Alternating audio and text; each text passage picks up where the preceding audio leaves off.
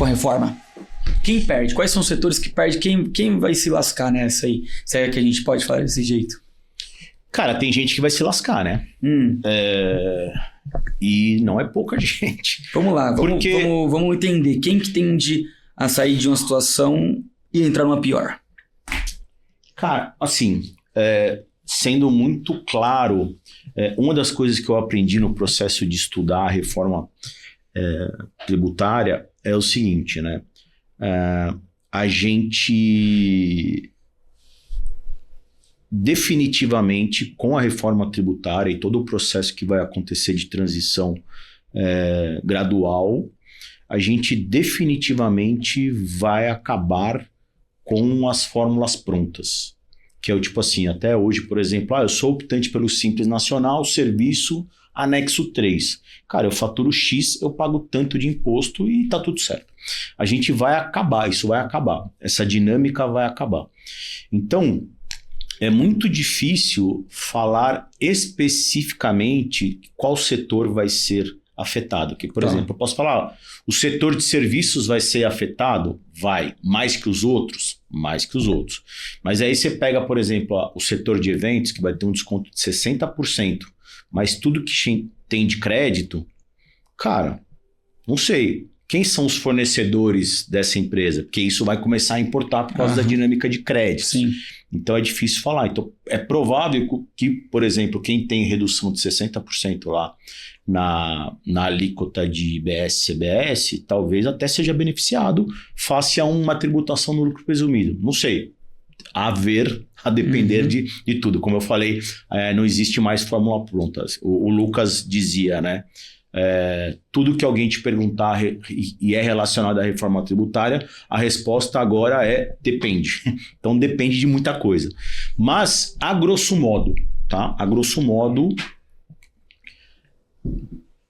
a reforma tributária beneficia indústrias. Tá. Indústrias serão, em sua grande maioria, beneficiadas pela reforma tributária. Para quem muda pouca coisa, empresas comerciais. E aí eu digo pouca coisa... A padaria, o restaurante... pouca coisa que eu digo é o seguinte, tá? Quando eu digo área comercial, tipo, uma loja que vende para pessoa física, varejo, exatamente. O B2B, comércio B2B, vai depender muito, né? Porque a gente, observando assim inicialmente, as distribuidoras, talvez não... Bom, assim, é muito prematuro falar, né? Mas talvez nessa cadeia, né, que é o meio de cadeia que a gente chama, né? Você tem a indústria aqui na ponta da cadeia e tem o consumidor final no final da cadeia, mas no meio da cadeia, provavelmente quem está nas etapas anteriores vai olhar e falar, cara, talvez não vale mais a pena fazer desse sentido, por exemplo, né? Então, mas linhas gerais, né, a grosso modo, porque eu estou falando isso, depois pode ter alguém que, no meu caso específico, eu fiz aqui um estudo e eu vou sair prejudicado. Beleza.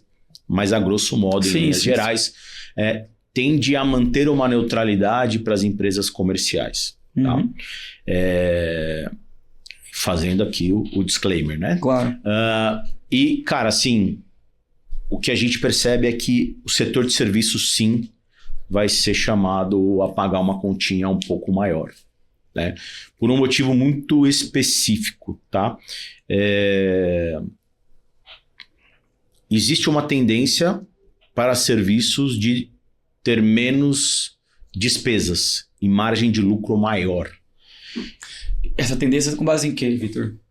Cara, numa dinâmica de mercado mesmo e da própria atuação. Para você ter uma ideia, tá? Vou dar um exemplo bem grotesco aqui, que é a presunção do lucro que a Receita Federal coloca para o lucro presumido, comércio e é bem diferente, né? A gente está falando... bem diferente. 32%. E vamos falar a verdade, não é uma realidade para o serviço. Não é uma realidade, mas geralmente sim, porque a dinâmica é diferente. Geralmente o faturamento do serviço, sim, vamos lá, né? Tipo, geralmente, empresas de serviços, se você comparar uma empresa pequena de serviço e uma empresa pequena de comercial, geralmente o que acontece? para o cara ganhar dinheiro no final, o faturamento na empresa de serviço ela é menor do que na empresa de comércio. Sim, Porque o cara do comércio ele tem que comprar a mercadoria e revender.